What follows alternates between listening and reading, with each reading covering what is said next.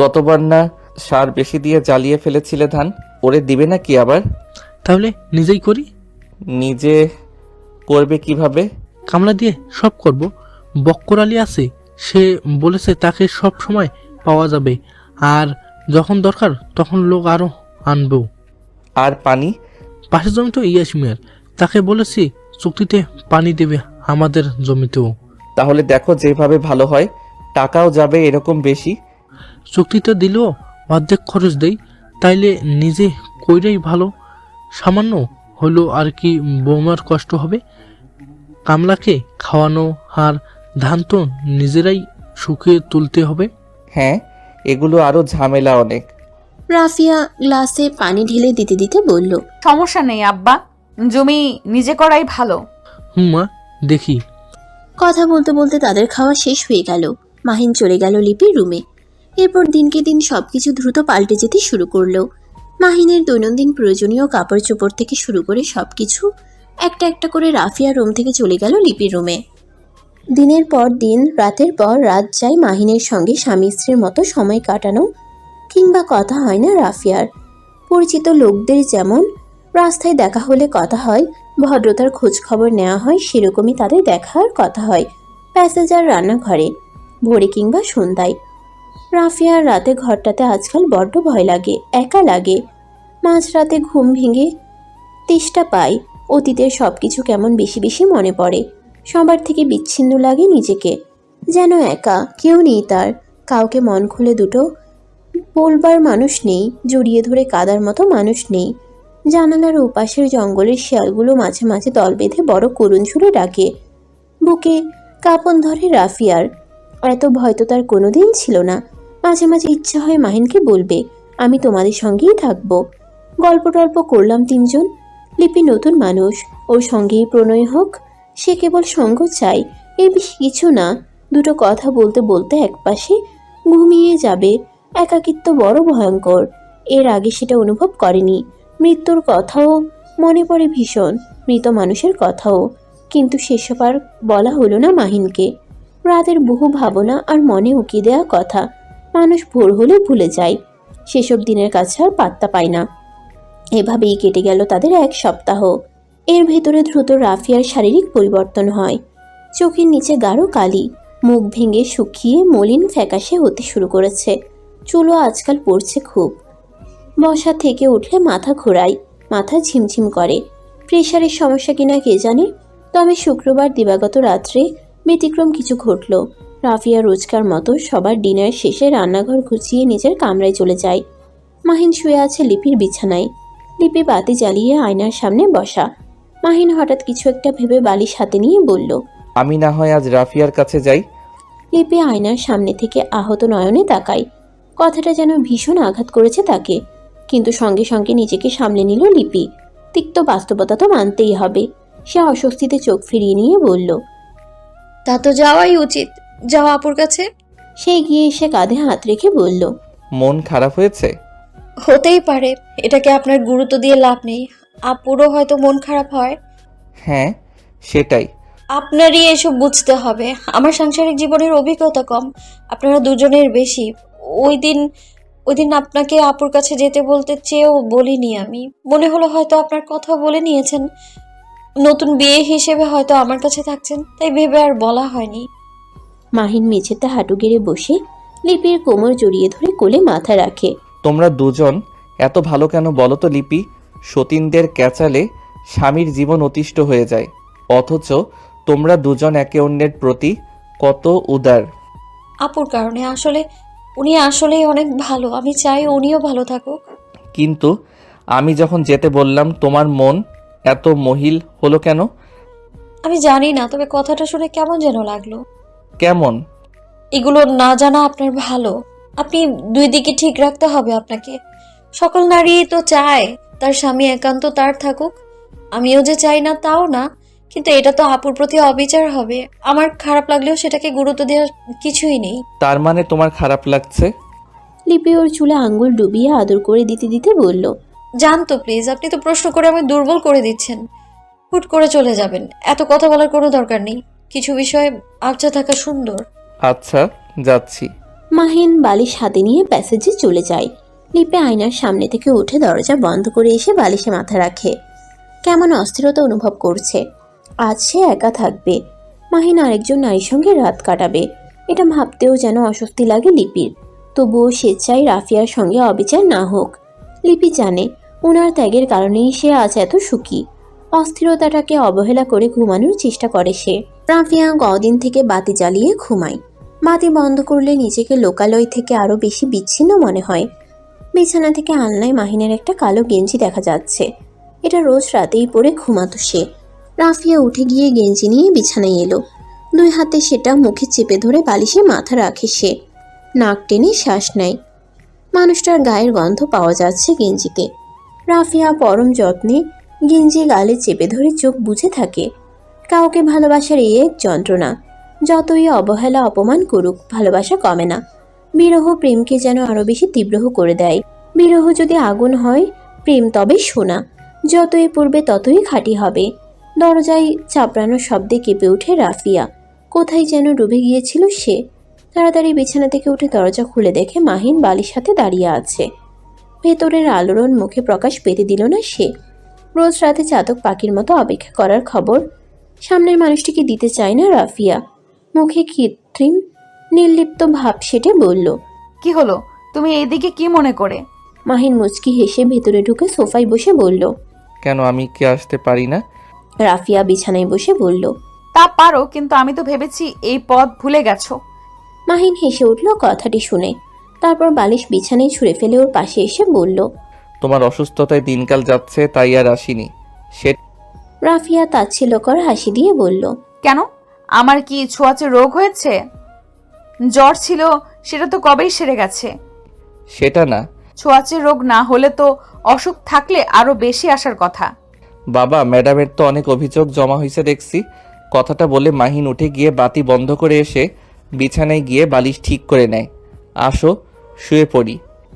রাফিয়া পাশে এসে শুয়ে বলল, মনে আছে বিয়ের পরের দিন বিকেলে তুমি এখানে ঘুমাতে এলে? হ্যাঁ, মনে আছে। ওই দিন বাসর ঘরে যাইনি আর সারা রাত জেগেছিলাম। হ্যাঁ, কিন্তু তুমি দিনে এখানে এসে শুইলে আমি লিপির কাছে যেতে বললাম।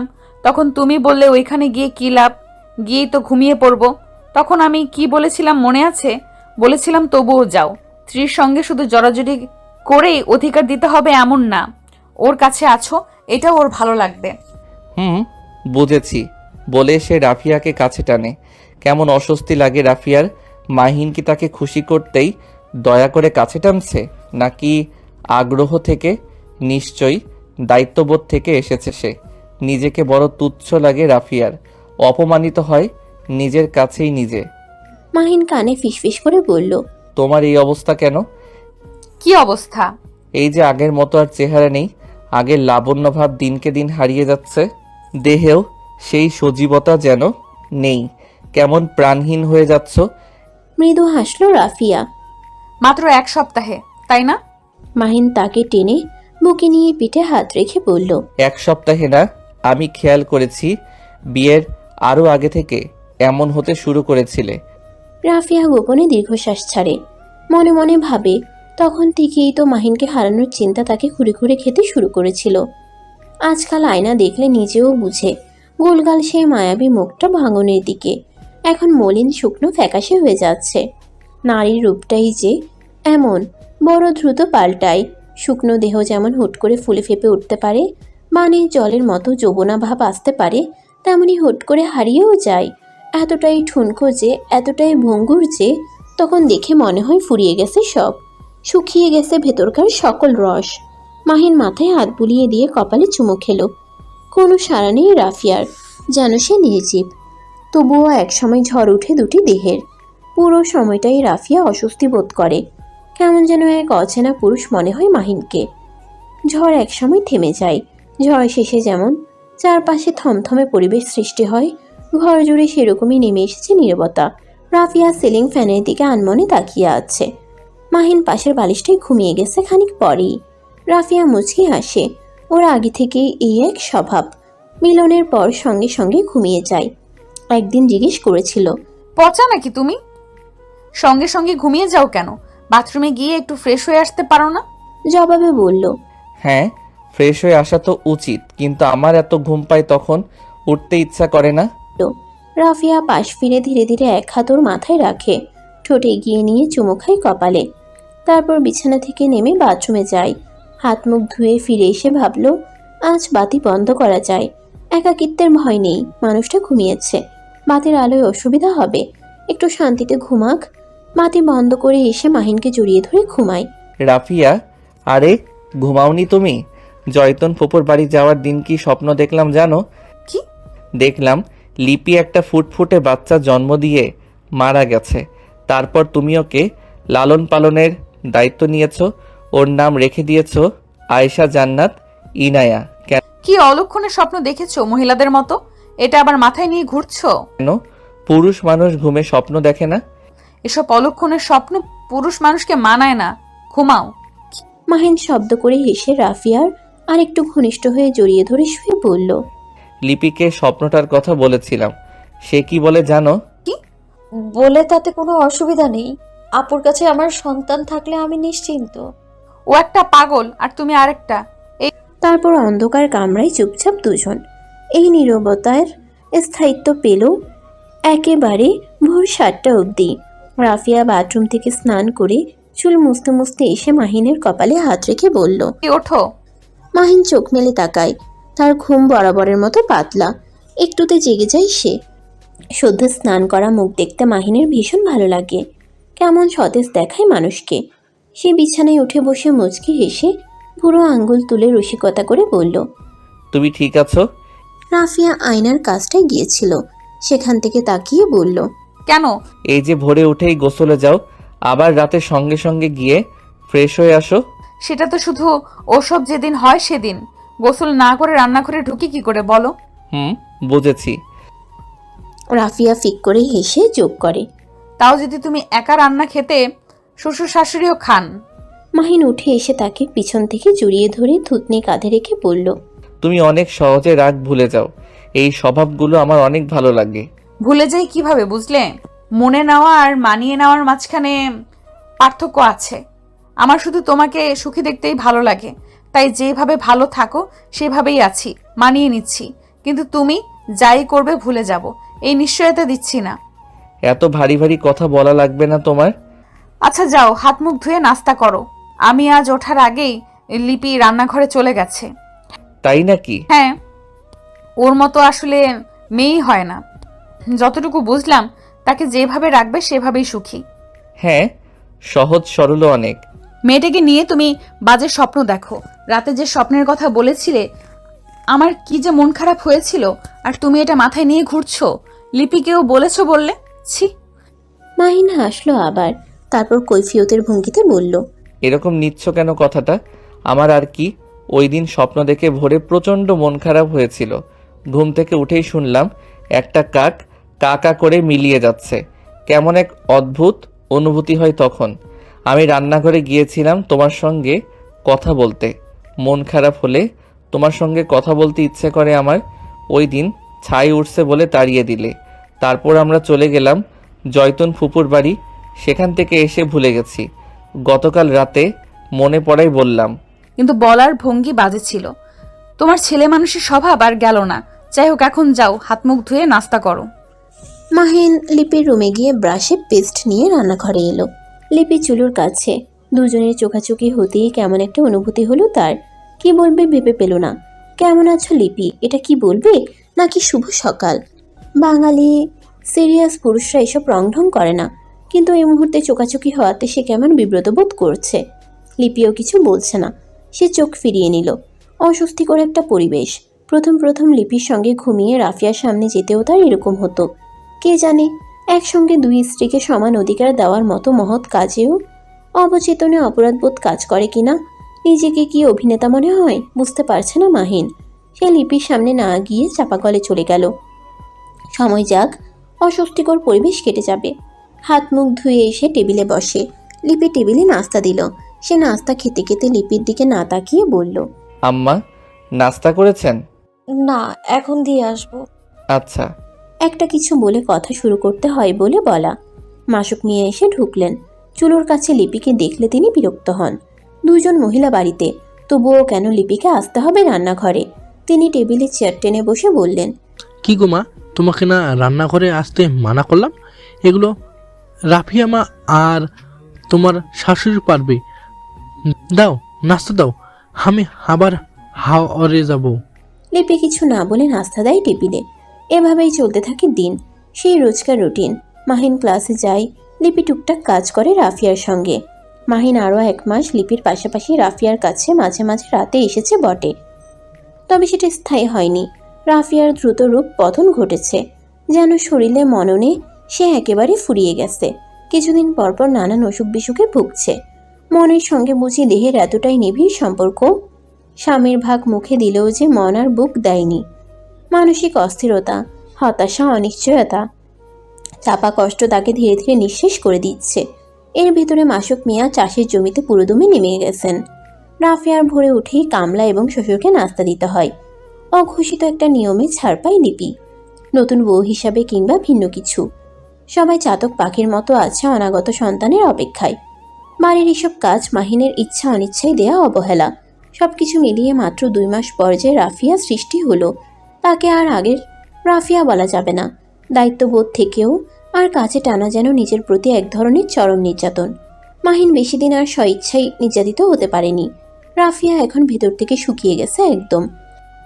একটা নারিকেল গাছের সবুজ সতেজ কচি ভাব যেমন একটা সময় শুকিয়ে যায়, তেমনই হয়েছে রাফিয়ার অবস্থা। অন্যদিকে সবার পরম যত্ন, ভালোবাসা, গুরুত্ব আর স্বামী সোহাগের স্বর্গ সুখ লুপিকে সৃষ্টি করেছে এক অপরূপ সুন্দরী নারীতে। রসে টৈটম্বুর এক রূপসী মানবী, কামাতুর পুরুষকে চম্বুকের মতো কাছে টানার মতো মোহনীয় মুখশ্রী, মোমের মতো মসৃণ দেহ, চুলগুলো আরও ঘন আর কুচকুচে কালো হয়েছে। মাহিন এখন লিপিতে একদম মাতাল। রাফিয়া তাকে আর একটুও কাছে টানতে পারে না। আগে মাঝে মাঝে গেলেও শেষ 1 মাস একেবারে বন্ধ করে দিল। কথা হয় শুধু কাজের। কোনো কিছু খুঁজে না পেলে, রাফিয়া আমার ছাতাটা কোথায় যেন রেখেছিলাম, পাচ্ছি না, দেখো তো একটু খুঁজে। স্কুলে যাওয়ার সময় টেবিলে বসার আগে, একটু তাড়াতাড়ি দাও তো রাফিয়া।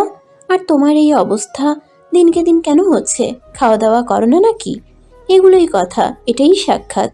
এর বাইরে যে তাদের একটা বিশেষ গুরুত্বপূর্ণ সম্পর্ক আছে, সেটা যেন ভুলে গেছে মাহিন। 3 মাস পর সেই মাহেন্দ্রক্ষণ আসে। লিপির গর্ভে সন্তানের জানান দেয়। এর আগেই লিপি এবং মাহিন কিছু সংকেত পেয়েছিল। ডাক্তারের কাছে গিয়ে পরীক্ষা করিয়ে তারা 3 মাস পর নিশ্চিত হয় লিপি প্রেগনেন্ট। মাহিন এসে মা বাবাকে জানায়। তার বাবা খুশি হয়ে হুজুর এনে দাওয়াত খাবান, দোয়া দরুদ পড়ান। জয়তুন ফুপু আসেন বাড়িতে, লিপিকে এসেই জড়িয়ে ধরে কত চুমু খান। যাওয়ার সময় সবাইকে বলে যান বৌমাকে দেখে শুনে রাখতে। বাবার ভিটেই বাতি জ্বালানোর মতো একজন মেহমান আসবে পৃথিবীতে, এর চেয়ে আনন্দের কিছু নেই তাদের কাছে। বেশি দিন আর মিনারা বেগমও দূরে থাকতে পারেননি, ভেতরের চাপা আনন্দ রুখতে পারেননি। ক্রমশ এই বরফ গলতে শুরু করেছে। বাড়ির সবাই লিপিকে পরম যত্নে রাখেন, ওর সুবিধা অসুবিধা দেখায় ব্যস্ত সবাই। এটাই এখন সংসারের সবচেয়ে গুরুত্বপূর্ণ কাজ। এদিকে বৈশাখ মাস এসেছে, প্রচণ্ড গরম, ধান কাটা শুরু হয়েছে। ধান তোলা, শুকানো সবকিছুই রাফিয়ার করতে হচ্ছে মাসুক মিয়া আর বক্কর আলীর সঙ্গে। ঘরে বাইরে কাজ করে গরমে রাফিয়ার পেটে অসুখ বাঁধল। পাড়ায় সেই ফার্মেসির ডাক্তার এসে ওষুধপত্র দিয়ে যাওয়ার পর 2 দিনে সেরে উঠে সে। আবার সেই রোজকার রুটিন। দিন যায়, মাস যায়, মাহিনের সঙ্গে রাফিয়ার দরকারি কথা ছাড়া কিছুই হয় না। একান্তে সময় কাটানো হয় না। মাঝে মাঝে রাতে ভাবে মাহিনের কাছে তার কি একেবারে প্রয়োজন ফুরিয়ে এসেছে? একেবারেই। সে কি এখন এই সংসারে কেবল কাজ করার জন্যই আছে? লিপির যখন বাচ্চা হবে, তখন ওর তেনা ধুয়ে দেওয়াটাই কি তার প্রধান কাজ হবে? তাকে শুধু এসবেই প্রয়োজন? বড় কষ্ট হয় রাফিয়ার। মাঝে মাঝে রাতে জানালা খুলে বাইরে তাকায়, ইচ্ছা করে গহীন বনের দিকে ছুটে গিয়ে কোথাও হারিয়ে যেতে। পরিবারের লোকেরা অনেক আগেই রাগে ক্ষোভে যোগাযোগ বন্ধ করে দিয়েছেন। এভাবেই দিন ঘুরিয়ে আসছিল লিপির প্রেগনেন্সির সময়। একদিন মধ্যরাতে রাফিয়ার দরজায় কড়া নাড়ে কেউ। রাফিয়া উঠে গিয়ে দেখে বালিশ হাতে দাঁড়িয়ে আছে মাহিন। কোনো কথা না বলে ঢুকলো রুমে, বালিশ নিয়ে বিছানায় শুয়ে পড়ল। বাতি বন্ধ করে আসো। রাফিয়া খেয়াল করেছে আজকাল এভাবেই কথা বলে মাহিন। আগের কৈফিয়ত কিংবা ছেলেমানুষী ভাবটাও তার মাঝে নেই। আজ কত মাস পরে এসে এমনভাবে ঢুকেছে আর ডাকছে যেন এই দরজা তার জন্য খোলা। সে ডাকলেই খুশিতে নিচে গিয়ে রাফিয়া শুয়ে যাবে। যেন সে যখন তখন আসতে পারে এই ঘরে। আজ আসার কারণটা অবশ্য বুঝতে পারছে রাফিয়া। বিষয়টা ভেবে প্রচণ্ড অপমান বোধ হয়। লিপির প্রেগনেন্টের কারণেই কি এই আশা নয়? রাফিয়া বাতি বন্ধ না করে বিছানায় গিয়ে বলল, আমি এখন বাতি জ্বালিয়ে ঘুমাই, বাতি বন্ধ করার কি দরকার? আরে পাগল নাকি? কি দরকার জানো না? বাতি বন্ধ করতে বলেছি তাই করবে, যাও। রাফিয়া উঠে গিয়ে বাতি বন্ধ করে এসে অন্যদিকে পাশ ফিরে শুয়ে রইল। মাহিন খানিক পর বাহুতে ধরে টেনে তার দিকে নিতে চাইলেও রাফিয়া সাড়া দিল না। মাহিনের বুঝি বড্ড রাগই হলো। এত ঘাটতারামি করছো কেন বুঝলাম না। রাফিয়া অন্ধকারে তাচ্ছিল্যের হাসি দিয়ে বলল, তুমি যখন যা চাইবে তাই হবে বুঝি? লিপি কয়দিন ধরে দিচ্ছে না সেটা বলো। এখন টয়লেটের মতো বীর্যের চাপ পেয়েছে তাই ছুটে এসেছো, তাই না?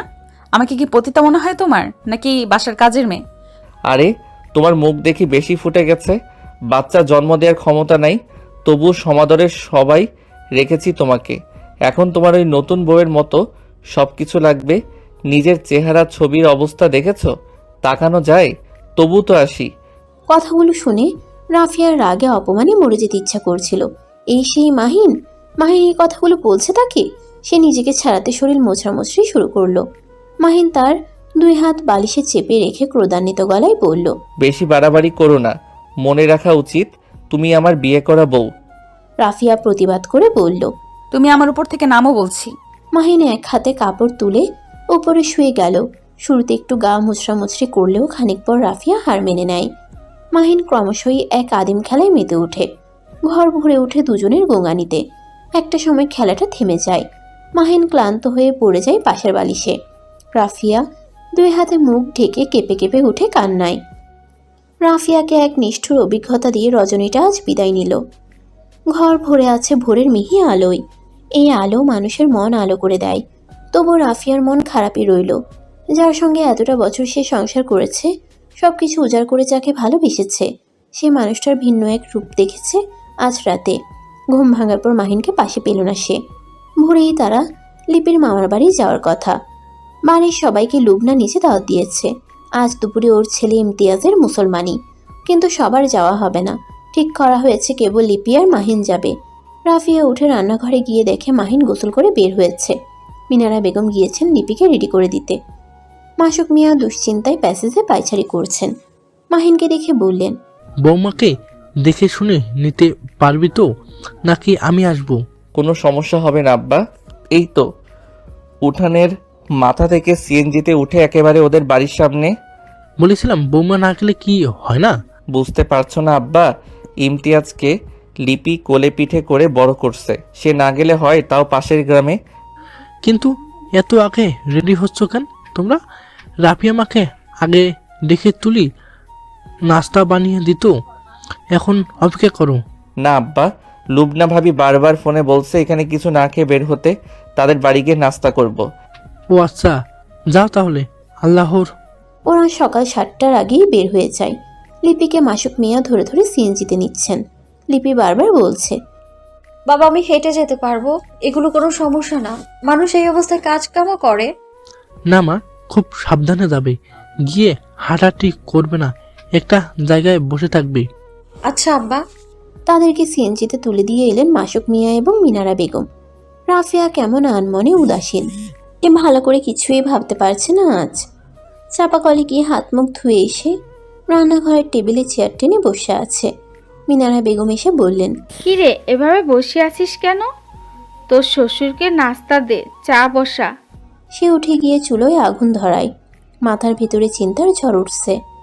বুকে খুঁড়ে খাচ্ছে রাতের ঘটনাগুলো। সে চা জাল দিয়ে বিস্কুট বের করে শ্বশুর শাশুড়িকে দিয়ে এলো। খানিক পর মিনারা বেগম এসে বললেন, রাফিয়া ওরা এখন নেই। লিপির রুমের বিছানা চাদর বালিশের কাবার ধুয়ে দে তো মা। এখন দেব? হ্যাঁ দিয়ে দে, ওরা আসার আগে শুকিয়ে যাবে। আর এমন মনমরা হয়ে থাকিস না। অসুখ টসুখ হয়েছে নাকি রে মা? না খালা, আমি ঠিক আছি। তাহলে যা। রাফিয়া অনিচ্ছা সত্ত্বেও উঠে গেল লিপির রুমে। বালিশে দুটো কাবার আর বিছানার চাদর একটা বালতিতে নিয়ে রান্নাঘরে এলো সে। খালা, কাপড় ধোয়ার পাউডার নাই তো? সাবান আছে তো, দাঁড়া এনে দিচ্ছি। তিনি নতুন একটা সাবান এনে দিলেন। রাফিয়া চলে গেল কলতলায়। কোনো কাজেই যেন মন বসছে না। আর আজ সে গোসল করেনি। এই প্রথম সহবাসের পর সে গোসল না করে ভোরে কাজ শুরু করে দিয়েছে। কাজও করতে ইচ্ছা করছে না, কোনো কিছু গুছিয়ে ভাবতেও পারছে না, কোনো সিদ্ধান্তই নিতে পারছে না। মিনারা বেগম যা বলছেন সেটাই করছে। এটাকেই কি স্রোতে গা ভাসিয়ে দেয়া বলে? রাফিয়া সাবানের প্যাকেট ছিঁড়ে প্রথমে কবাত দুটো ধুয়ে দিল। রাফিয়ার কেমন মাথা ধরেছে, হাত ব্যথা করছে, সে চিপতেই যেন পারছে না কিছু। তবুও বিছানার চাদর ধীরে ধীরে ধুয়ে চিপে নিল। এটুকু কাজে সময় চলে গেল ঘন্টা খানেক। বালতিতে কভার আর চাদর নিয়ে দাঁড়াই সে। উঠোনের রশিতে মেলে দিতে হবে, কিন্তু বসা থেকে উঠতেই মাথা যেন কেমন করে উঠল। চাপাকল থেকে রান্নাঘরের দরজা খানিক উঁচুতে। সে এক পা দিতেই পেছন দিকে মাথা ঘুরে বালতি সমেত পড়ে গেল। প্রথমেই মাথা গিয়ে লাগে কলের মুখের উপরের ছোচানো স্থানে। মা গো বলে আর্তনাদ করে ওঠে রাফিয়া। মাথার পেছন দিকে ফিনকি দিয়ে ছুটল রক্ত। পলকে আবার মাথা পড়ল নিচের কলতলায়। গোঙানো ছাড়া আর কোনো শব্দ করতে পারল না সে। প্রথমে মাগো ডাকটা শুনতে পেয়েছিলেন মিনারা বেগম। তিনি ছুটে এসে দেখেন রাফিয়ার উপরে কাপড়ের বালতি। সে কলতলায় চিত হয়ে পড়ে আছে, চারপাশ রক্তে লাল হয়ে গেছে। তিনি চিৎকার করে ডাকলেন মাসুক মিয়াকে। ও মাহিনের বাপ, সর্বনাশ হয়ে গেছে, তাড়াতাড়ি এদিকে আসো। মাসুক মিয়ার আঙ্গুলের ফাঁকে বিড়ি। তিনি বারান্দার বেঞ্চিতে বসে বক্কর আলীর সঙ্গে জমি সংক্রান্ত কথাবার্তা বলছেন। তখনই মিনারা বেগমের ডাক শুনতে পেলেন। শুনেই বুঝলেন কোনো দুর্ঘটনা ঘটেছে। দুজনই প্যাসেজ পেরিয়ে রান্নাঘরে ছুটে গেলেন। কে ডাকে? কোথায় কি আছে? মিনারা বেগম বললেন। তাড়াতাড়ি এদিকে আসো। দুজন কলতলায় ছুটে গেলেন। গিয়ে দৃশ্যটি দেখে মাসুক মিয়া বিস্মিত হয়ে বললেন। আরে, এ কি হলো? বক্কর আলী, তাড়াতাড়ি ধর। মিনারা, তুমি গিয়ে বাঁধার মতো কোনো কাপড় নিয়ে আসো। মিনারা বেগম ভেতরের ঘরে ছুটে গেলেন। বক্কর আলী আর মাসুক মিয়া রাফিয়াকে ধরাধরি করে রান্নাঘরের মেঝেতে এনে রাখলেন। সে গোঙাচ্ছে এখন। বক্কর আলী বলল। হ্যাঁ হ্যাঁ, ঠিকই বলছো, আমি কল দিচ্ছি। মিনারা বেগম কাপড় নিয়ে এলেন। মাসুক মিয়া বক্কর আলীকে দিয়ে বললেন। মাথাটা শক্ত করে কাঁধে দাও, আমি গিয়ে সিএনজি দেখি। আর মিনারা, রেডি হও তাড়াতাড়ি, টাকা নিয়ে লগে। তিনি রুম থেকে মোবাইল নিয়ে সিএনজির জন্য কল দিলেন। মিনিট 30-এর ভেতরে চলে এলো সিএনজি। এই সময়ের ভেতরে ঘটনাটা মাহিন এবং রাফিয়ার বাড়িতে কল দিয়ে জানালেন মিনারা বেগম। মাসুক মিয়া বক্কর আলীকে নিয়ে রাফিয়াকে ধরাধরি করে সিএনজিতে। মিনারা বেগম আর মাসুক মিয়ার মাঝখানে নিয়ে বসলেন রাফিয়াকে। ঘণ্টা খানেকের ভেতরে তারা জেলা সদর হসপিটালে পৌঁছালেন। বিকেল 3টার দিকে রাফিয়ার মা বাবা এবং বড় ভাই শাহেদ এলো। তাদের পরেই এসেছে মাহিন। রাফিয়ার মাথার পেছন দিক চাপাকলের ছোচালো জায়গায় লেগে ফেটেছে।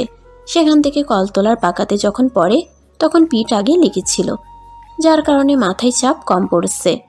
সেলাই আর ব্যান্ডেজ দিয়েছে ডাক্তার। রক্ত লেগেছে এক বেগ। শাহেদের সঙ্গে ব্লাড গ্রুপ মিল থাকায় সমস্যা হয়নি। 2 দিন পর রাফিয়াকে হসপিটাল থেকে নিয়ে যাওয়ার অনুমতি মিলে। রাফিয়া এখন মোটামুটি সুস্থ। ডাক্তার বলেছে প্রেশারের সমস্যায় মাথা ঘুরে পড়েছিল। শরীর অনেক দুর্বল। ঘুম, খাওয়া দাওয়া ভালো হলে এসব ঠিক হয়ে যাবে। রাফিয়ার বাবা আয়ান মিয়া আর মিনারা বেগম হসপিটালে ছিলেন। বাকি সবাই বাড়িতে চলে গিয়েছিল। তবে রাফিয়াকে নেয়ার জন্য মাহিন এলো আজ দুপুরেই। তাকে বিছানা থেকে নামানোর সময় মাহিন এগিয়ে এলে রাফিয়া বলল। তুমি আমাকে ধরবে না। আয়ান মিয়া এবং মিনারা বেগম অবাক হলেন। তবে অসুস্থ অবস্থায় তাকে উত্তেজিত না করার জন্য মিনারা বেগম বললেন। ঠিক আছে, তোমাকে আমরা ধরছি। আয়ান মিয়া এবং মিনারা বেগম তাকে ধরে বাইরে নিয়ে এলেন। মাহিন গিয়ে সিএনজি নিয়ে এলো। রাফিয়া তার বাবাকে বলল। বাবা, আমি তোমার সঙ্গে যাব। মিনারা বেগম হাত ধরাই ছিলেন। ওর দিকে তাকিয়ে বললেন। কেন মা, আমাদের সঙ্গে চলো, মাহিন সিএনজি নিয়ে এসেছে। আয়ান মিয়া থামিয়ে দিলেন। আপা, আমার মেয়ে এমনিতেই অসুস্থ, বেশি কথা বাড়াবেন না, আপনারা বাড়িতে চলে যান। ওরে আমি বাসায় নিয়ে যাচ্ছি। এখানে কোনো আলাপেই আর করতে চাই না। আমার মেয়ে অসুস্থ, এই অবস্থায় তর্ক বিতর্ক করলে বড় অসুবিধা হবে বলে দিলাম। রাফিয়া আর কোনো জবাব দিল না। সে কেন পড়ে থেকেছিল? ভাত কাপড়ের জন্য না। সে জানে বাবার বাড়িতে থাকলে তাকে কেউ ফেলে দেবেন না। থেকেছিল এক বন্ধনে, শক্ত বাঁধনে। সে বাঁধনের সুতো পছন্দ ধরে সে রাতেই একেবারে ছিঁড়ে গেছে। তার প্রয়োজন মাহিনের কাছে ফুরিয়ে গেছে, তাই আগাছার মতো থেকে নিজেকে আর ছোট করতে চায় না রাফিয়া। মাহিনের মনের ভেতর এখন আর তার কোনো অস্তিত্ব নেই, সবটুকু জুড়ে আছে লিপি। একসময় ওই বাড়িকে নিজের ভেবেছিল রাফিয়া, মাহিনকে ভেবেছিল নিজের একান্ত ব্যক্তিগত পুরুষ। মাহিনের রাজ্যে ছিল সে একমাত্র রানী। একসময় সেই রাজ্যে আগন্তুক হয়ে এসেছে লিপি। সে কেবলই প্রয়োজন ছিল ওই সংসারে, ধীরে ধীরে সবার প্রিয়জন হয়ে উঠেছে। আর সে রানী থেকে হয়ে গেছে চোখের বালি। ওই সংসারে এখন সে কাজের মেয়ের থেকে বেশি মূল্যবান নয়, তার প্রয়োজন শুধু কাজের মতোই। কারণ সন্তান জন্ম দেওয়ার ক্ষমতা নেই, আবার আগের সেই রূপ যৌবনও নেই। আয়ান মিয়া পুনরায় বললেন, ওদের সবাইকে আমি জেলের ভাত খাওয়াবই, তুই দেখিস মা। বাবা আমি এসব চাই না, বলছি না এগুলো নিয়ে আর কোনো আলাপ আলোচনা নেই। আমি বাড়িতে গিয়ে নিজের মতো থাকবো, তোমরা এসব নিয়ে বিরক্ত করলে তোমাদের সাথেও থাকবো না। আয়ান মিয়া হেসে উঠলেন। কি যে বলছিস মা, তুই যা চাইবি তাই হবে। আমি বাড়িতে গিয়ে সবাইকে বলে দেব আমার মাকে কেউ যেন বিরক্ত না করে। তারা বাড়িতে পৌঁছাতে পৌঁছাতে মাগরিবের আজান হয়ে গেল। মৌলভীবাজার টাউন থেকে গাড়ি নিয়ে 2 মিনিট লাগলো বাড়িতে যেতে। দালান ঘর, উপরের টিন, আর্থিক অবস্থা ভালো, জায়গা সম্পত্তি আছে। আয়ান মিয়ার কাপড়ের দোকান, আগে বিদেশ ছিলেন, শাহেদ বেসরকারি কোম্পানিতে জব করে। রাফিয়ার আরেকটা ছোট ভাই আছে, এবার অনার্সে ভর্তি হয়েছে। গাড়ির ডাক শুনে সবাই উঠানে বের হয়ে এসেছেন। আয়ান মিয়া রাফিয়াকে ধরে নামালেন, ওর মা আর ভাবিও এলো এগিয়ে, সবাই ধরে নিয়ে গেলেন ভেতরটায়। গাড়ি বিদায় করে এসে আয়ান মিয়া সবাইকে চোখ টিপে বললেন, কেউ আমার মাকে এটা সেটা জিজ্ঞেস করে বিরক্ত করবেন না। পেছনের ওই রুমে দিয়ে দাও, সে তোমার মায়ের সঙ্গে থাকবে। রাফিয়াকে সেখানে নেওয়া হলো। আয়ান মিয়া বললেন, মা তুমি কিছুদিন ভালোভাবে রেস্ট নাও, খাওয়া দাওয়া ঠিকমতো করো। আর দরবেশ পুরো তোমার জরুরি কি কি আছে বলো, রায়হানকে পাঠিয়ে আগামীকাল আনাবো। আব্বা ওখান থেকে কিছুই আনার দরকার নেই। মোবাইল ও তো ওইখানে, এখন লাগবে না। না থাক, আমার মোবাইল দিয়ে আপাতত চলবে। সবার পরম যত্নে ভালোবাসে রাফিয়া 1 সপ্তাহে পুরোপুরি সেরে উঠল। একদিন মায়ের ফোন দিয়েই ফেসবুক নিউজ ফুডে ঘুরছিল, হঠাৎ করে সামনে আসে একটা পেজ। দেখে একটা মেয়ে বাসার খাবার বানিয়ে অনলাইনে ছবি দেয়, মানুষ সেখানে খাবার অর্ডার দিচ্ছে। পেজ ভিজিট করে মেয়েটির গ্রুপও পেল।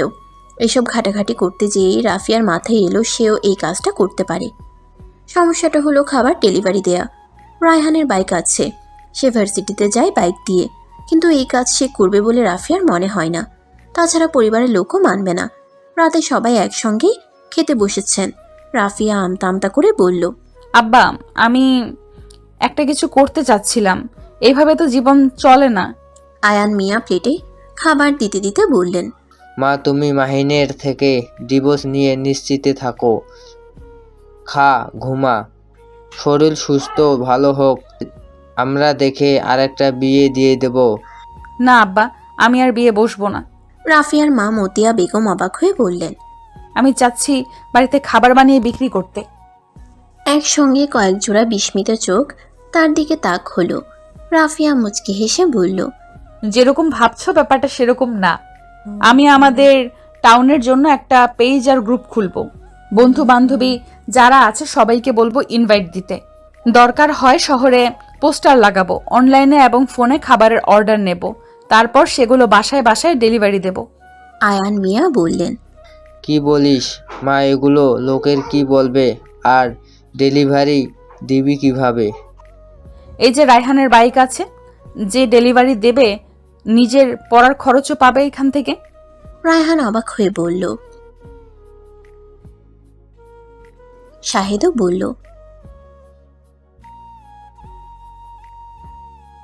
রাফিয়া আর কোনো কথা বলল না, তবুও তার মাথায় এই আইডিয়াটা ঘুরতে থাকলো। শখও হচ্ছে রান্না করে নিজে ইনকাম করার, স্বাবলম্বী হওয়ার। এভাবেই দিন যাচ্ছিল। রোজই ওই মেয়ের পেজ গ্রুপ ঘাটাঘাটি করে এরকম আরও অনেক পেজ পেয়েছিল। ইউটিউবে ভিডিও দেখেছে, মাঝে মাঝে ভাবে নিজেই বাইক চালানো শিখে নেবে। প্রতিদিন অর্ডার অনুযায়ী ভরে গিয়ে সব কিছু বাজার করে রিকশায় নিয়ে আসবে। সেসব রান্না বান্না করে ঠিকানা অনুযায়ী খাবার বাসায় বাসায় দিয়ে আসবে। আজকাল সে রাতে স্বপ্নেও দেখে এসব কাজ নিয়ে তুমুল ব্যস্ত সে। পুরো শহরে ওর রান্নার সুনাম ছড়িয়ে পড়েছে। এসব কাজের জন্য মেইন টাউনে আলাদা বাসা ভাড়া করেছে, ডেলিভারির জন্য লোক আলাদা রেখেছে। 2 হাতে টাকা ইনকাম হচ্ছে, কিন্তু বাড়ির সবাইকে মানাবে কি করে? আর সে বাইক দিয়ে খাবার ডেলিভারি দিলে এলাকার মানুষকে হাসাহাসি করবে না? অবশ্য এসবে রাফিয়ার কিছুই যায় আসে না, শুধু বাড়ির সবাইকে রাজি করাতে পারলেই হবে। 4 মাস পর নভেম্বরের 7 তারিখ রাত 3টার সময় লিপির প্রস্রব ব্যথা ওঠে। মাসুক মিয়া দাইমাকে গিয়ে নিয়ে আসেন। মাহিন সঞ্চপকে কল দিয়ে গাড়ি নিয়ে আনতে বলে, কিন্তু তার আগেই স্বাভাবিকভাবে লিপির ফুটফুটে এক মেয়ে শিশুর জন্ম হয়। লিপি পুরোপুরি স্বাভাবিক, বাচ্চাও ঠিক আছে, তাই আর ডাক্তার নিয়ে যেতে হয়নি। মেয়ের নাম রাখা হয়েছে আয়েশা সিদ্দিকা ইনায়া। একদিন রাতে লিপি দীর্ঘশ্বাস ছেড়ে বলল, আপু থাকলে কত খুশি হতেন, ওনাকে তোমরা ফিরিয়ে আনছো না কেন? মাহিন বিরক্ত হয়ে বলল, আমরা সবাই চেষ্টা করেছি, ও আসবে না। ও পেটে থাকায় আমি তো এতদিন যেতে পারিনি। আমাকে একদিন নিয়ে চলো না, দেখবে আপু ঠিক ফিরে আসবে। মাহিন পাশ ফিরে শুয়ে বলল, যেরকম ভাবছো সেরকম না, রাফিয়া আসবে না। আর তাছাড়া কিছুদিন আগে শুনেছি সে খাবারের বিজনেস শুরু করেছে। গতকাল যে বড় মামা আর মামি এসেছিলেন, তারা বললেন রাফিয়া নাকি ভালো নাম করেছে অনলাইনে। তাদের শহরেও ওর খাবারের সুনাম ছড়িয়ে পড়েছে। প্রথমে নিজে বাইক চালিয়ে খাবার ডেলিভারি দিত, শেষে রাইহানও ওর সঙ্গে কাজে লেগে পড়ে। এখন নাকি আলাদা লোকও রেখেছে, বাসা ভাড়াও নিয়েছে। তাহলে কি আর ফিরবে? আগেই ফিরেনি। আম্মা আব্বা অনেকবার যোগাযোগ করেছেন। ইনায়ার ঘুম ভেঙে গেছে, উঠেই শুরু করেছে কান্না। লিপি ওর কান্না থামানোর জন্য কোলে নিয়ে বিছানা থেকে নেমে পায়চারি করতে করতে গুনগুনিয়ে ঘুম পাড়ানির গান ধরল।